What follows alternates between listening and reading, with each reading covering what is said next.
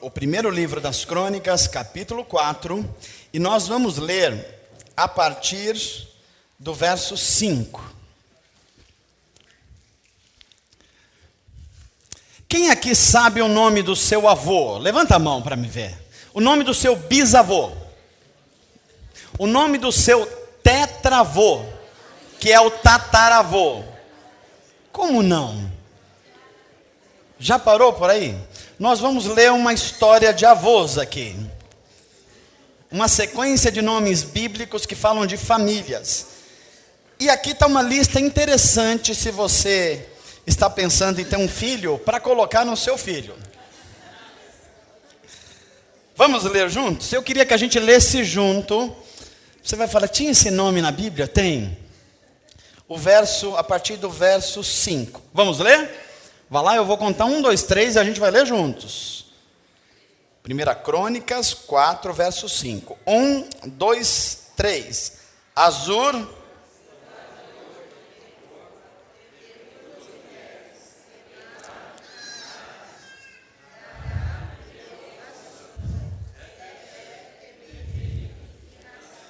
Ânimo, irmãos, vamos.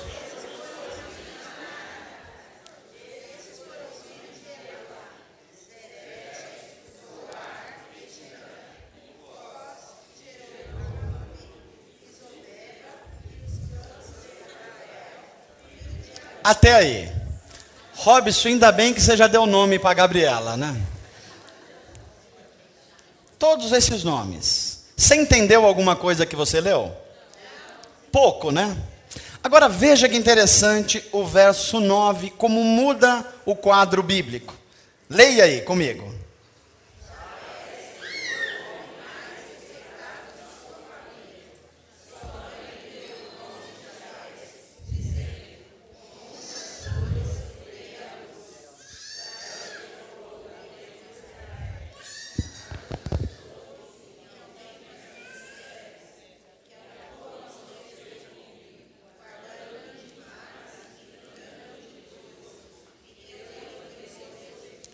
Escuta agora que eu vou ler para você. E Jabez foi o homem mais respeitado da sua família. Sua mãe lhe deu o nome de Jabez, dizendo, com muitas dores o dei à luz. Jabez orou ao Deus de Israel. Abençoa-me e aumenta as minhas terras. Que a tua mão esteja comigo, guardando-me de males e livrando-me de dores. E Deus atendeu ao seu pedido. Você entendeu o que você leu agora? Não está bem mais claro? Fecha os seus olhos, vamos orar. Pai, te agradecemos pela tua palavra. Que esta palavra cumpra o seu propósito. Sei que o teu Espírito já nos falou desde o início desse culto. Continua a nos falar. Senhor, nos transforma à semelhança de Jesus Cristo. Não queremos ser os mesmos no sentido de não experimentar a transformação que o Senhor veio trazer para cada um de nós. Pai, nós queremos viver em excelência diante do Senhor. Ajuda-nos, porque sozinhos nós não conseguimos.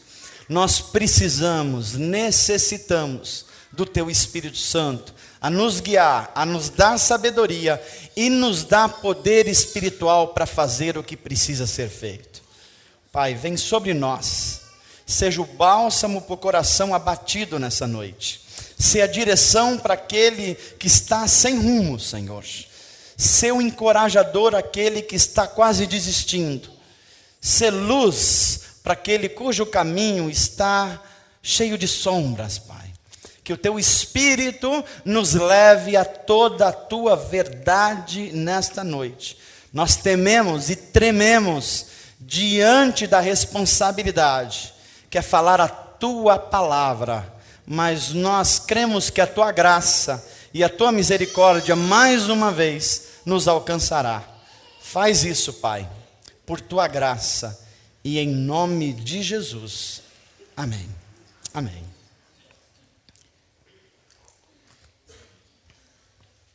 Meus amados irmãos, eu gostaria de iniciar essa mensagem de hoje trazendo a você uma reflexão de vida E queria que você mesmo já fizesse uma pergunta para você mesmo.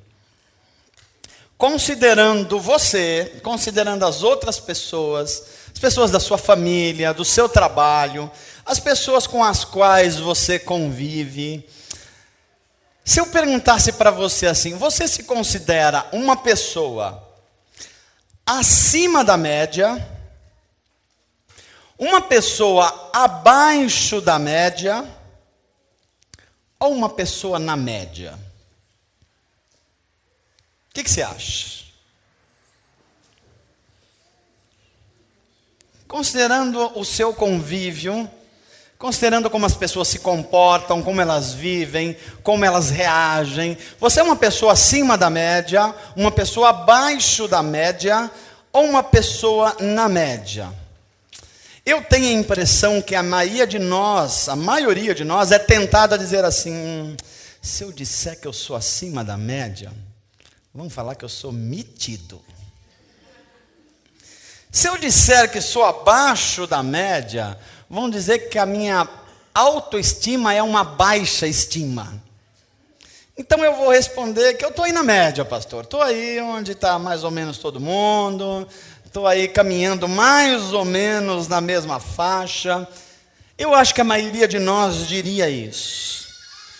Eu estou dizendo isso para dizer que o capítulo que nós lemos do livro de Crônicas, ou mais precisamente, o livro das Crônicas dos Reis de Israel, ele se inicia citando o nome de famílias. Desde o capítulo 1, abre aí a sua Bíblia no capítulo 1. Veja como já não é uma lista de nome de famílias. Você vai para o capítulo 2 de Crônicas, é mais uma outra lista de famílias. Capítulo 3 também é assim, capítulo 4 também é assim. E essa lista ela vai se repetindo com nomes que não são muito bonitos para os nossos ouvidos de hoje, né? São nomes Uzá, Zabumba, Zubá, Jalá, Jalaleia, já pensou? Umas coisas assim meio estranhas aos nossos ouvidos hoje, né? E a gente vai vindo uma lista enorme, infindável de nomes, de linhagens, de genealogias, ou seja, a origem das famílias israelitas. E o livro de Crônicas é uma espécie de uma releitura da história dos reis de Israel. Por que releitura? Porque os livros de Samuel e de Reis já contam essa história. Só que o livro de Crônicas é um olhar diferenciado sobre essa mesma história. É um olhar de um sacerdote. Provavelmente quem escreveu o livro de Crônicas foi Esdras, o sacerdote. E ele tem uma preocupação muito especial em contar a história dos reis de Israel. E por que ele faz isso? Ele faz isso porque a nação de Israel está num momento crítico.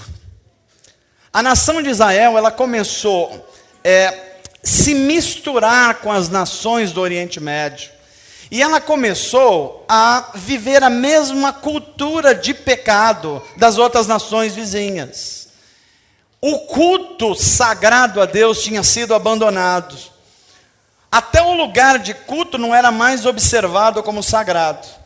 O momento era muito difícil para o povo israelita. Eles estavam imersos em influências estrangeiras. Os deuses pagãos já tinham entrado no meio de Israel. Tinha gente que já conviviam com ídolos, com estátuas, com sacrifícios a deuses estranhos. Eles estavam se misturando com a cultura de pecado dos povos antigos do Oriente Médio.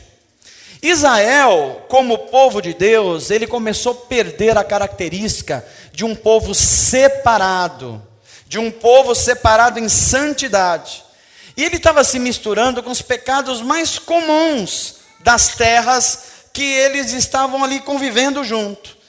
Então, uma nação como Israel, que tinha leis muito claras dadas por Moisés a respeito de não usar a violência, agora, no meio deles estava acontecendo violência.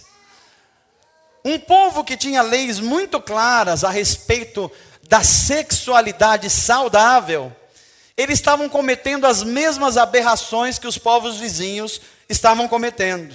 Um povo que separava o culto a Deus com devido cuidado, agora estava fazendo culto de qualquer jeito e havia uma espécie de prostituição cultual. Eles cultuavam a Deus, mas cultuavam os outros deuses também. E é curioso como na narrativa do livro de Crônicas, a gente vai chegar a uma conclusão, que Israel, como nação separada por Deus, estava correndo o risco de desaparecer na mistura de uma sociedade que convivia com a violência, com sexo ilícito e com paganismo, que é adorar deuses estranhos, iguais os povos da sua redondeza, do Oriente Médio. Entre outras palavras, e agora você vai se lembrar da primeira pergunta que eu fiz nessa mensagem dessa noite. Em outras palavras, a nação de Israel corria o risco de estar vivendo na média dos outros povos. Você é uma pessoa que vive acima da média, abaixo da média ou na média das pessoas? Talvez você já está olhando com outros olhos o que é viver na média. Talvez aquela primeira sensação que você tinha que estava na média causou um certo desconforto. E deve causar um certo desconforto. É curioso como a narrativa do livro de Crônicas, ela vem com essa listagem de famílias enorme, e daqui a pouco ela bruscamente interrompida para falar de um homem, da história de um homem, mais especificamente da história da oração de um homem. E esse homem nos é apresentado por um nome, seu nome Jabes. Talvez se você está achando estranho eu falar assim, pastor, não é Jabes? Não, não é Jabes. Se você reparar, termina com um Z, não é isso? Quando uma sílaba termina com Z, quando a gente estudou lá na 4ª série, o que significa? Que a sílaba tônica forte fica nela, não é isso? Então é Jabes o nome que está escrito aí para a gente ler. Esse Jabes era um personagem meio estranho. E não só ele estranho, como a sua oração também parece um pouco estranha. Esse homem era quase, ele convivia com algumas coisas ao seu redor, muito estranhas para nós no dia de hoje, mas ao mesmo tempo tem a ver com as nossas realidades. Seu nome, Jabes. Jabes. Diga para quem está perto de você assim, o nome dele é Jabes, esse cara estranho. Sujeito estranho com uma oração estranha, mas é uma das orações que ficou mais conhecidas na Bíblia. E esse cara ousou ter uma vida acima da média. A média eram esses nomes que apareceram aqui. Que se eu perguntar para você agora, você lembra de algum dos nomes que a gente leu antes do Jabes? Isso é viver na média. A gente não lembra. Está no meio das coisas, está no bolo das coisas. Você não percebe a diferença. Mas Jabes a gente sabe. A gente sabe que esse camarada, esse rapaz, esse homem, ousou viver acima da média. E no Oriente Médio, um nome sempre dizia muito a respeito de uma pessoa. O nome era tão importante no Oriente Médio, que era quase uma questão de destino. Colocar um nome numa pessoa era quase que já dar um destino para a pessoa. A gente vai ver em vários aspectos, em vários nomes e significados, que o nome fazia com que a pessoa carregasse sobre si um peso cultural, um peso da família, um peso inclusive espiritual, um peso psicológico.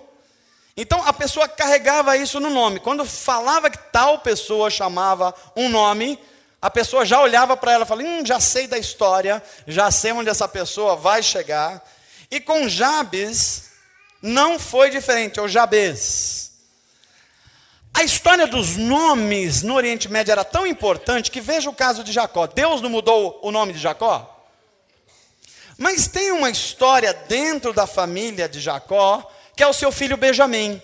Quando Benjamim nasce do relacionamento de Jacó e de Raquel, a mãe foi meio apressada e quis fazer uma coisa mais ou menos na média das pessoas, e ela foi e falou, deixa que eu dou um nome para o rapaz. E qual o nome que ela deu para o menino?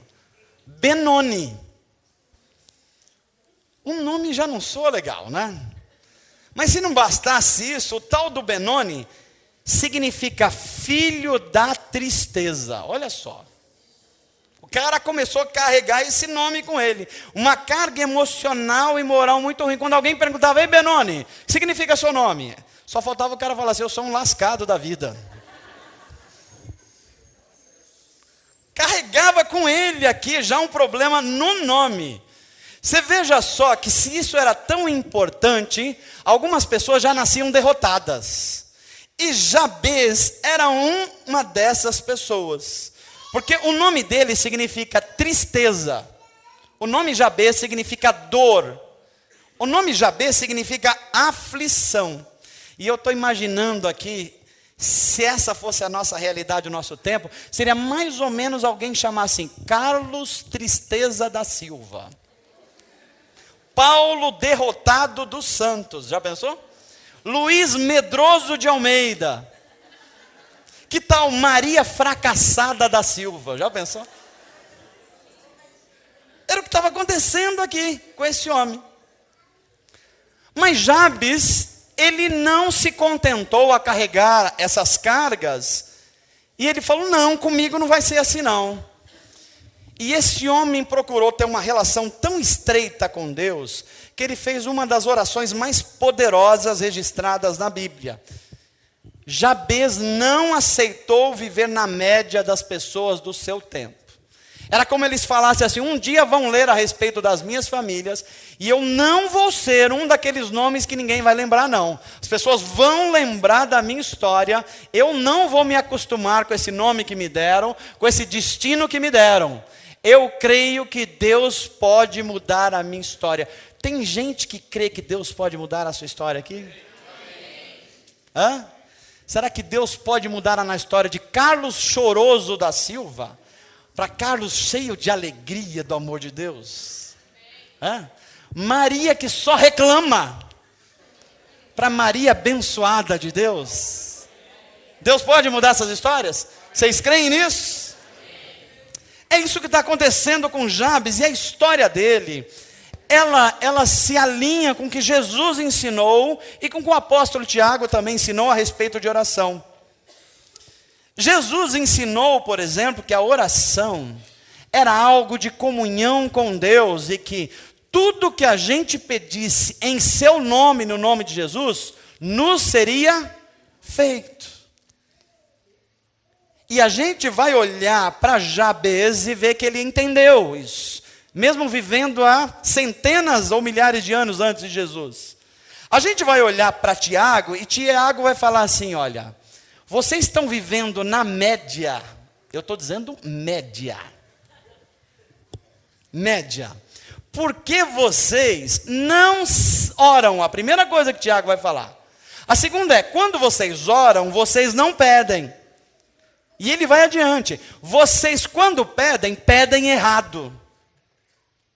Então Jesus fala assim, olha, se vocês pedirem no meu nome, tudo que vocês pedirem, vos será feito. Vem Tiago e fala assim, olha, vocês não recebem porque não pedem. E quando pedem, pedem mal, pedem para os seus próprios prazeres, pedem só para os seus projetos egoísticos.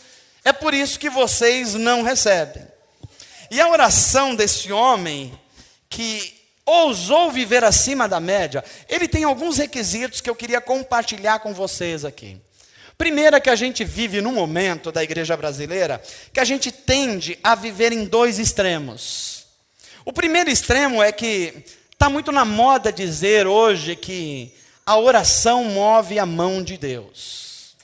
Talvez você já tenha ouvido isso, eu cresci, vou ser sincero, ouvindo nos púlpitos que a oração move a mão de Deus. E eu entrava em parafuso. Porque a Bíblia me dizia que o braço do Senhor nunca esteve encolhido. E agora alguém estava me ensinando que quando eu orava, a mão de Deus estava meio assim. Aí a minha oração ia, a mão fazia assim. Daqui a pouco a mão estava estendida. É uma concepção que a gente pode negociar com Deus, e a gente, às vezes, até dá uma enganadinha em Deus para conseguir algumas coisas. Ou senão a gente bota Deus na parede e fala, Deus, eu dei o dízimo a semana passada, o Senhor é obrigado a me dar a minha bênção. É uma concepção hoje que está muito em voga. Do outro lado, no outro extremo, tem uma concepção que eu acho tão perniciosa quanto essa. É gente não querendo cometer esse erro da oração, ser mais colocar Deus na parede. Aí gente que não ora mais. Gente que não acredita mais no poder que tem a oração. Gente que não experimenta mais a bênção de Deus porque está com medo de orar errado. Fazer essas duas coisas é viver na média. Na média as pessoas fazem isso. Ou colocam Deus na parede, ou acham que a oração não tem poder coisa nenhuma e que não vale a pena fazer isso. O que Jabes está nos mostrando aqui, ou Jabez está nos mostrando, é que a oração dele atendia aos requisitos que Jesus ensinou, e que o apóstolo Tiago ensinaria muitos anos depois. É uma oração que está acima da média. E como é que a gente sabe que essa oração estava acima da média? Porque o texto de Crônicas vai dizer assim: e Deus atendeu a sua oração.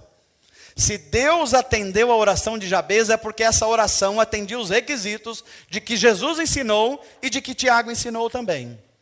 Queria que você levantasse a sua mão comigo e dissesse assim: Senhor, me ensina isso nessa noite. A oração não é algo que eu coloco o Senhor na parede. Eu não tenho esse direito. Mas a oração também não é algo sem valor. Ela pode muito em seus efeitos. Me ensina a orar. E me ensina, sobretudo, como orar. Uma oração acima da média, que atende o que Jesus ensinou. Amém, gente?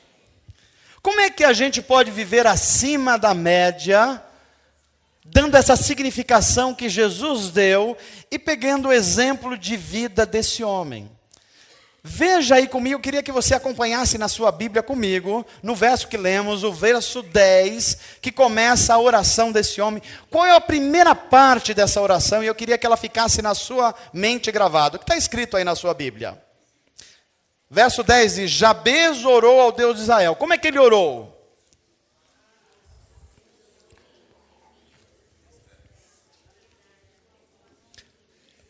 Não, diga só as duas palavras que está aí. Só as duas.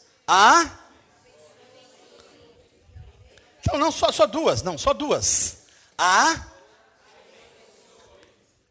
Olha que oração interessante. Tem muitos de nós hoje que acham que não precisa mais orar para Deus nos abençoar.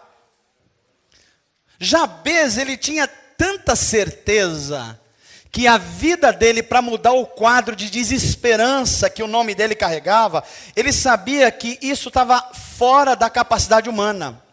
Ele sabia que só Deus podia mudar isso. Ele sabia que podia levar as suas necessidades diante de Deus. E eu quero encorajar você hoje, se você está com medo de orar, ou se você acha que não sabe orar, ou que você acha que a oração talvez não tenha essa função, eu quero dizer uma coisa para você hoje: Deus quer muito abençoar você. Mas esse Deus que quer abençoar a você, quer que você compreenda esse processo que Ele te abençoa. Então você precisa conversar com Ele a respeito disso. Será que a gente pode orar como Jabez hoje? Então fala assim comigo: Senhor, me abençoa. Estou aprendendo com Jabez hoje a pedir isso. Jabez sabia que a desgraça que o nome dele carregava era da média das pessoas. As pessoas ao redor dele viviam assim. Sabe aquele tipo de pessoa que você vai conversar e aí você tem sonhos, tem projetos, aí você mora talvez num bairro um pouco mais retirado, a pessoa olha para você e fala: o que você acha que você é? Você está achando que é o Neymar agora? O que você está sonhando? Que esse negócio vai ser engenheiro? Que conversa é essa? Você viu onde você mora? Tem gente que fala isso ou não fala? Como é que é o seu nome? Seu nome tem algum sobrenome judeu ou inglês? Não tem. Então, meu caro, você é um estrupiado igual a gente aqui. Seu nome só tem Silva, Souza, e qual é o mais básico aí? Fala: então, olha, você com esse nome, você não vai para lugar nenhum, se acostume com isso. Jabez não caiu nessa. No meio dessa confusão da família, que todo mundo meio amaldiçoado, gente que andava só na média, ele falou: não, eu sei que Deus pode mudar a minha história, eu sei que Deus pode fazer algo diferente. Então ele olha para os céus e fala assim: ó Deus, que o Senhor me abençoe. Deus ouviu esse homem ou não ouviu? Ouviu. Diga para quem está perto de você: Deus ouve você. Ore. Não deixe de orar. Jabez buscou aquilo que não era natural. Se ele fosse buscar o natural, ele ia falar para alguém assim, falar: olha, você acha que o Deus de Israel me abençoaria? Eu com esse nome aqui? Alguém ia falar: não, Jabez, você com esse nome aí, meu cara, você está desgraçado. Isso é o natural, isso é a média. Esse homem percebe que a mudança dele está no sobrenatural. Ele entendeu que a ajuda dele só poderia vir dos céus. E ele fala assim: o Deus dos céus, que o Senhor me abençoe. Sabe o que significa abençoar? Abençoar significa conceder poder para você alcançar uma necessidade sua. Abençoar significa você ministrar sobre alguém coisas boas. Eu queria saber se a gente tem dentro de nós esse desejo de abençoar pessoas. Você pode abençoar quem está perto de você aí? Abençoa. Você já está mudando algumas histórias de algumas Marias e Joões aí.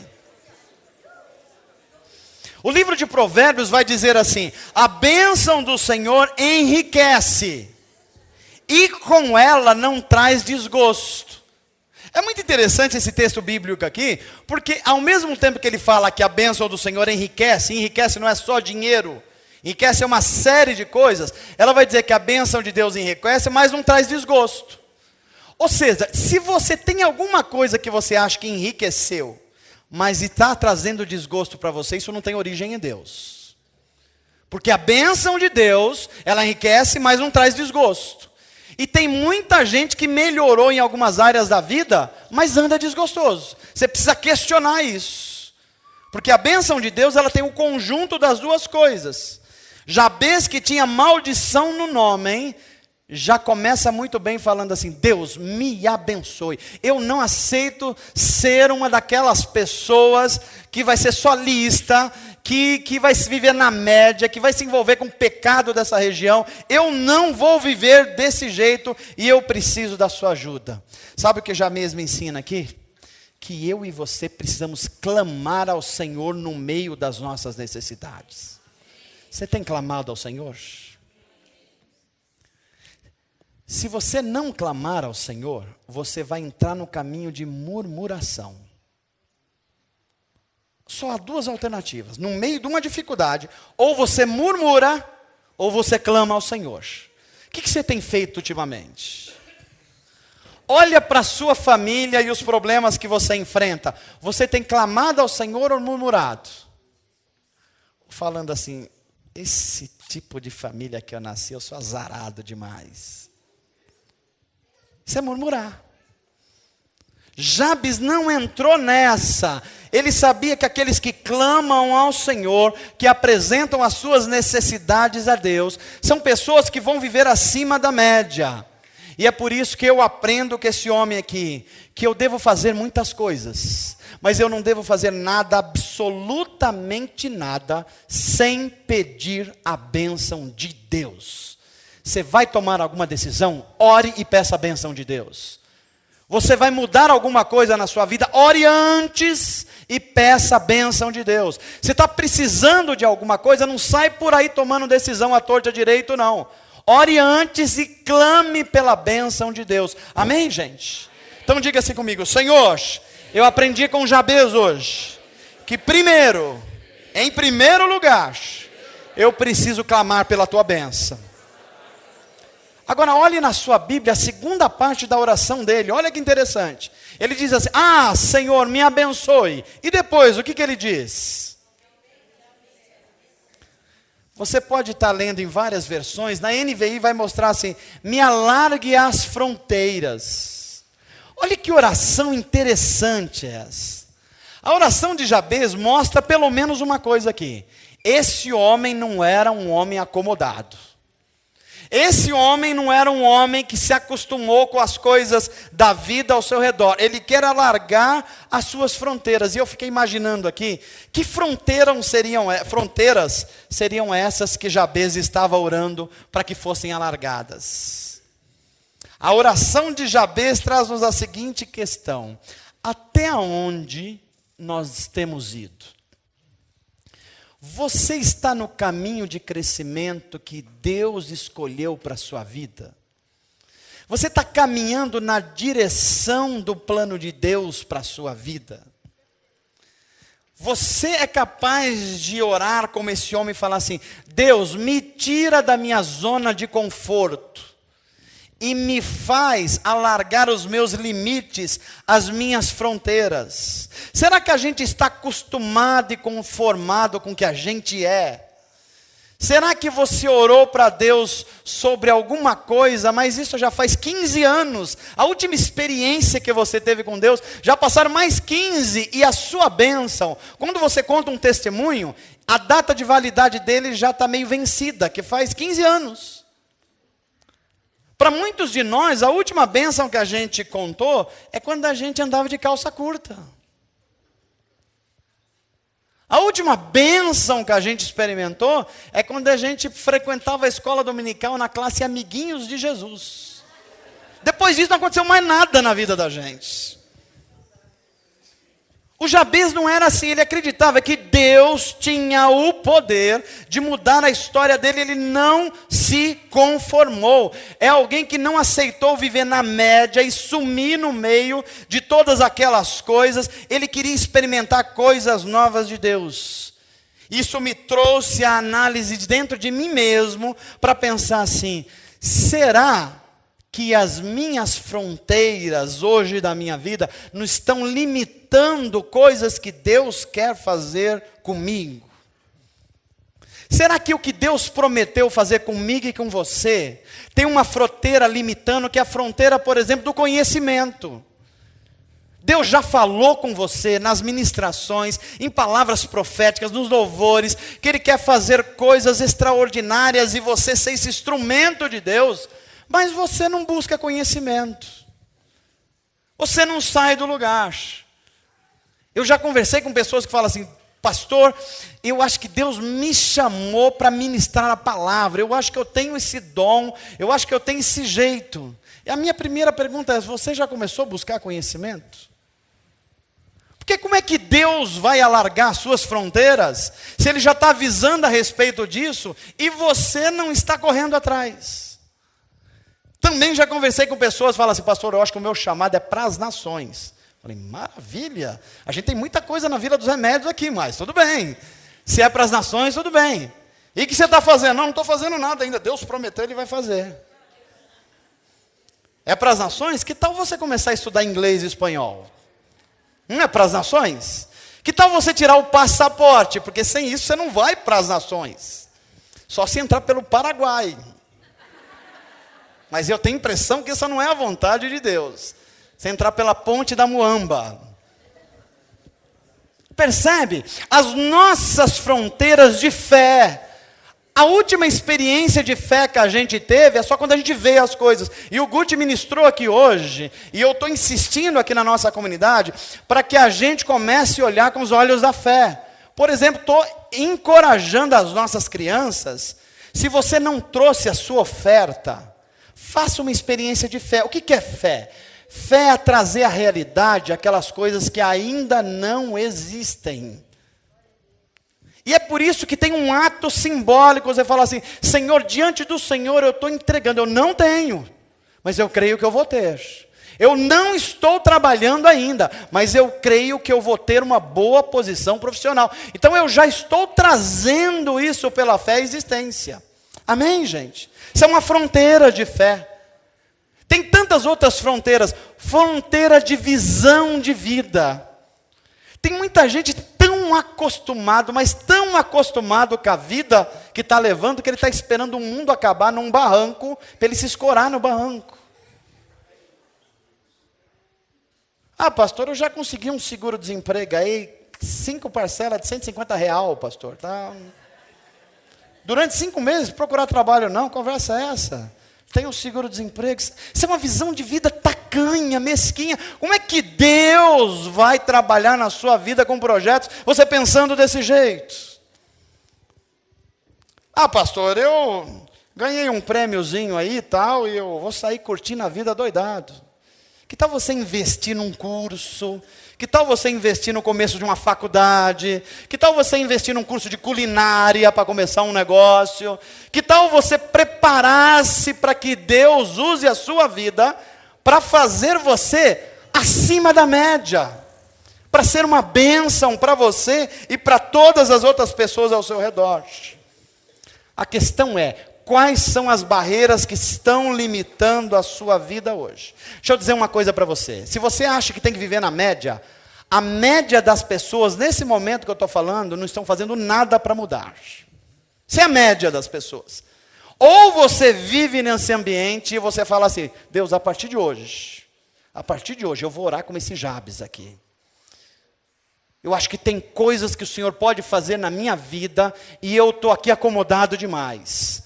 Eu acho que tem um ministério na igreja que eu posso assumir, que não está funcionando muito bem e eu posso dar a minha ajuda. Eu acho que eu posso me unir a um grupo de oração e me unir na intercessão sobre os objetivos do reino de Deus. Eu acho que eu posso fazer mais pela minha família, que eu estou muito egoísta, só estou pensando em mim. Essa é uma chacoalhada para Deus mudar as nossas fronteiras e os nossos limites. Você pode ficar aí parado na média das pessoas, ou pode falar assim, Deus, alargue as minhas fronteiras. Se você ousar fazer isso, creia, você vai viver acima da média, em nome de Jesus. Amém, gente? Olha que oração interessante. Primeiro ele fala, Senhor, me abençoe. Ele foi ousado. Segundo ele diz, me alargue os meus limites. Agora veja aí na sua Bíblia, a terceira frase que esse homem fala. Olha que oração abençoadora. O que está escrito aí na sua Bíblia?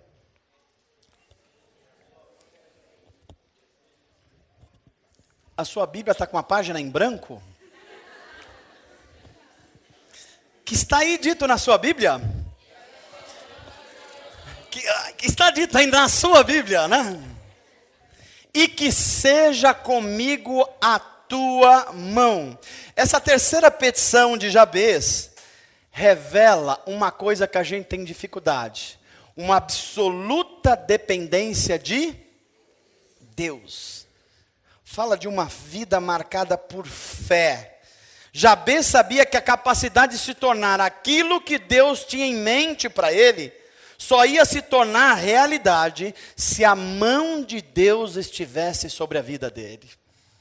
É um sujeito que não se iludiu com a fama própria, com conhecimento próprio, com relacionamentos que ele tinha. Ele sabia que a esperança dele estava em Deus estar com as suas mãos sobre a vida dele. Ele sabia que ele não estaria só. Então esse homem ousa sair da média. Porque na média, deixa eu dizer uma coisa para você. Na média, as pessoas confiam na sua carreira. Pastor, agora eu estou numa situação equilibrada. Agora estou legal. Então eu estou confiando nisso. Na média, as pessoas confiam no dinheiro. E eu acho que no Brasil agora a gente tem uma lição espetacular a respeito disso. Um sujeito chamado Ike Batista, falei aqui quinta-feira. Tinha uma fortuna avaliada, vocês sabem quanto, gente? Alguém sabe aqui a fortuna do homem? Algo próximo de 40 bilhões de dólares. Não dá nem para pensar nisso, né? As ações da empresa dele, ele era cultuado como símbolo de sucesso, valiam R$23 cada ação. Em um mês, caiu de R$23 para 23 centavos. A Bíblia está dizendo isso há 4.000 anos. 4.000 anos. Que quem coloca a sua confiança nessas coisas, experimenta isso. Viver na média quer dizer você você confiar na sua networking. É um nome bonito, né, em inglês, para dizer o seu círculo de relacionamento. Não, pastor, eu estou tranquilo porque eu conheço o gerente da Coca-Cola, pastor. Se alguma coisa apertar, eu falo com o homem lá. Eu estou tranquilo que eu conheço a rapaziada aqui. Sabe os vereadores de Osasco? Conheço todos eles, pastor. Você está confiando nisso, meu irmão? Não, eu sou assim com homem. Sabe, eu sou Lula lá, tá? Qualquer coisa, dá uma ligadinha lá. Tem o celular do cara, né? Aí na hora do vamos ver, não sei de nada. Já viu essa frase? Não estava lá, não sei, não vi, né? As pessoas colocam a sua confiança em pessoas importantes, e pior, no próprio braço. Isso é viver na média. Agora, quem faz como Jabez, que quer viver acima da média, eles confiam no braço forte do Senhor. Se a tua mão não estiver sobre mim, eu não vou para lugar nenhum. Se a tua mão não estiver sobre mim, não interessa a riqueza, não interessa sucesso, não interessa a fama, porque sem a tua mão vai ser sempre uma viagem fadada ao fracasso. Diga assim comigo: Senhor Jesus, não tira as tuas mãos sobre mim. Quando a gente ora assim, me vem à mente o seguinte: se a gente está orando para a mão de Deus estar sobre a vida da gente, será que a mão de Deus iria em alguns lugares que a gente vai? Ou será que a gente entra sem mão de Deus lá e a mão de Deus fala: olha, você vai sozinho. Isso não tem nada a ver comigo. Será que as decisões que a gente toma na vida, a gente pode enxergar a mão de Deus abençoando isso? Ou tem decisões que a gente não ora, não fala com Deus e toma, e depois vem uma série de reflexos e dores e sofrimentos, e a gente fica falando assim: olha, Deus abençoa todo mundo, mas não me abençoa. Será que o início disso não está em você assumir compromissos que não tem nada a ver com Deus, e portanto a bênção de Deus não está te acompanhando, e depois o sofrimento vem, e aí você não tem que pedir mais a mão de Deus, tem que pedir a misericórdia e a graça de Deus para conseguir caminhar adiante. Esse homem termina a oração dele, eu queria que você lesse na sua Bíblia. Primeiro ele fala: ah, Deus, me abençoe. Segundo ele fala: alargue os meus limites. Terceiro ele fala assim: que a tua mão não se afaste de mim. E quarto, ele faz uma petição muito interessante. O que ele diz aí na sua Bíblia? E me guardes do mal, e me preserves do mal. Nessa expressão, Jabez faz um pedido a Deus por proteção, por livramento. Você sabe que tem uma das coisas que a gente como cristão foi perdendo ao longo da nossa caminhada, que a gente, antes de sair da nossa casa, orar por livramento de Deus. A gente foi perdendo. A gente já acorda atrasado, é ou não é? Aí a gente consegue male tomar um banho correndo. Nesse frio, muita gente não está tomando banho. Não é profecia isso aqui não. É constatação só. Sai correndo, atrasado. E aí, você orou? Pediu por livramento? Não. Aí sai, trupica na escada, quebra o dedão, não sei do que. Falou: o capeta está com raiva de mim. Não é, meu irmão. A gente não tem mais esse tempo para Deus. As coisas estão engolindo a gente. Mas Jabez não, ele fala: essa é a média das pessoas. Eu não estou nessa média. Eu estou orando ao meu Deus, me preserva do mal. Ele revela aqui uma profunda humildade e dependência de Deus. Ele sabe que onde ele andar, só andará seguro se o Senhor o preservar do mal. Agora, deixa eu dizer uma coisa para você. Eu preguei aqui domingo passado sobre um homem endemoniado, que a gente aprendeu que não era só ele que estava endemoniado, uma cidade inteira estava endemoniada. E quando a gente fala em mundo espiritual, a gente tem que entender que toda vez que você sai da média, preste atenção no que eu estou dizendo aqui, Toda vez que você sai da média, você sai em cima de um muro, você fala assim, você sai daquelas desculpas, eu não tenho nada a ver com isso, eu não vou me envolver com isso. Isso é a média das pessoas. Quando você fala assim, eu vou me envolver sim, eu vou buscar pessoas que estão aprisionadas, eu vou atrás do perdido, do abatido, você saiu da média. Mas quando você sai da média, você vai encontrar um clima de hostilidade espiritual. Você quer ver você encontrar hostilidade na sua vida? É só você começar a orar mais. Alguém já teve essa experiência aqui? O pastor não estava orando, estava na média ali, pastor. Comecei a orar, a coisa pegou. Sei lá, mudou, fui despedido do emprego. O moleque lá está uma confusão em casa, tal. Por causa disso, quando você sai da média, você se coloca para batalha espiritual, você está de frente no reino de Deus, você vai ser hostilizado. Jesus foi. Pastor, mas não é um perigo eu fazer isso? Não. Porque Jesus disse assim, no mundo, quando você sai da média, vocês terão aflições. Ah, mas depois que você tiver aflição, você fica murmurando, xingando a igreja, xingando Deus, xingando o Estado. É isso que é para fazer? Vocês terão aflições, mas tende... Esse é o chamado de Jesus, é o chamado para você sair da média do marasmo e se colocar diante das batalhas, dos enfrentamentos e falar assim, Senhor me preserva do mal, eu vou para cima em nome de Jesus. Eu vou ministrar libertação naquele ambiente demonizado do meu trabalho. Tem gente feiticeiro lá, e eu vou ministrar aqui na minha mesa, no meu trabalho, Satanás não tem poder, porque maior é o que está comigo do que o que está com eles lá. Isso é você colocar-se diante de Deus, orando para Deus te preservar do mal. Porque na média as pessoas não têm consciência do Evangelho. Quando elas veem as primeiras aflições, elas esquecem que Jesus ensinou. Então, diante das aflições, elas ficam amarguradas. E conviver com gente amargurada não é fácil, meu irmão. Porque se você não tomar cuidado, você vai ficando azedo junto também.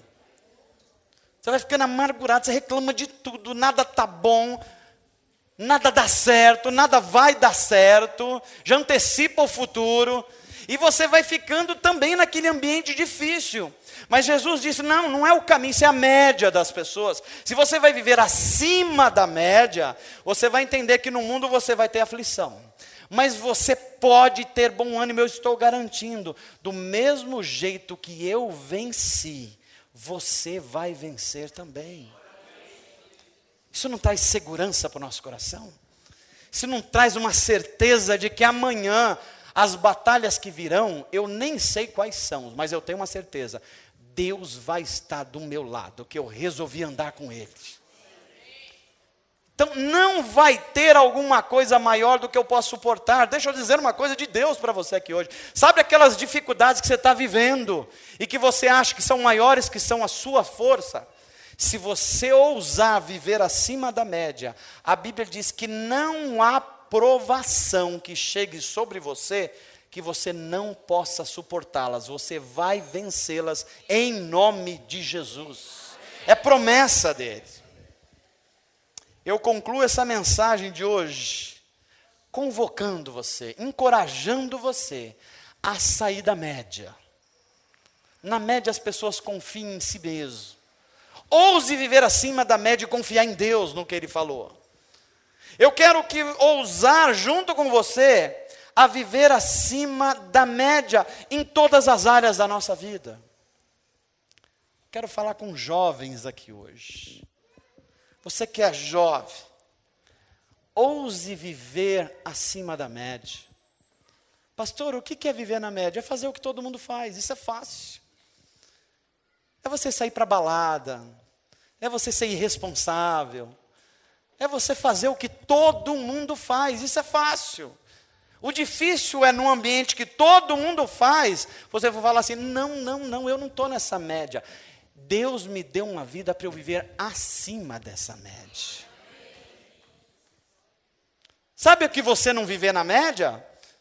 É você estar no seu ambiente de trabalho, nos ambientes sociais que você convive, e nas conversas surgem temas assim, não, eu já traí a minha esposa uma vez, ela nem ficou sabendo. Isso é média. Não, se eu ver uma mulher bonita, eu não tenho freios mesmo.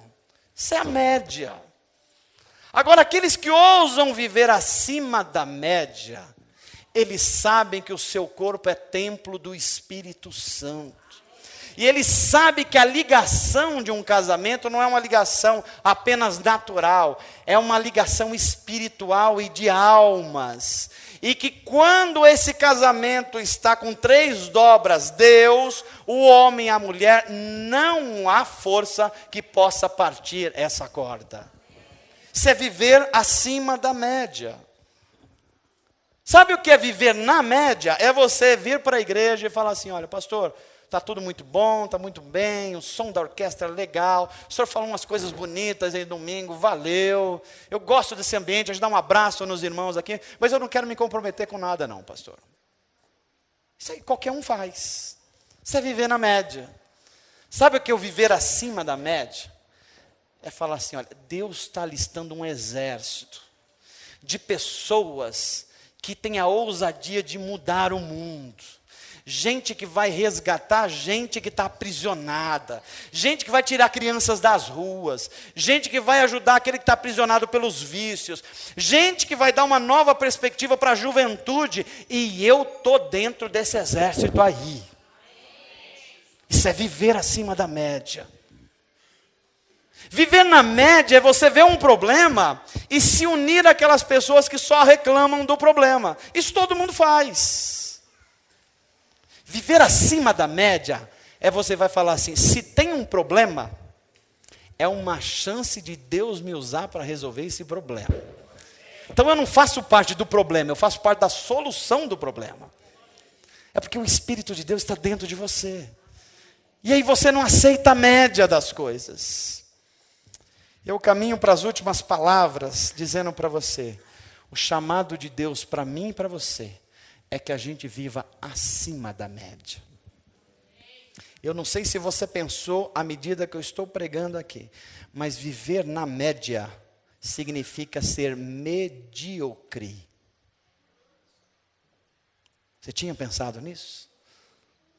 Deus está querendo que você saia da mediocridade, onde todo mundo está, onde tudo é normal, onde o pecado é comum.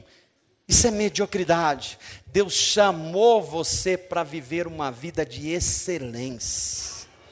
Deus chamou você não só para te libertar, mas para que você seja um agente de libertação para as outras pessoas. Deus não chamou você para falar assim, agora eu estou salvo e liberto, está tudo legal. Não, não. Deus te chamou para levar essa mensagem de libertação às outras pessoas. Isso é viver acima da média. Amém, gente? E eu termino essa mensagem dizendo assim, se posicione diante de Deus. Não se esconda. Não se esconda, porque Deus quer usar você e quer que você avance acima da mediocridade. E eu queria que você repetisse essas palavras poderosas que saíram da boca de Jabez e mudaram a sua vida. Levanta a sua mão assim comigo. Diga assim, Senhor, tem misericórdia de mim. Eu preciso da tua graça e do teu Espírito Santo. E eu oro como Jabez. Ó Deus, diga com mais ênfase, ó Deus, que o Senhor me abençoe.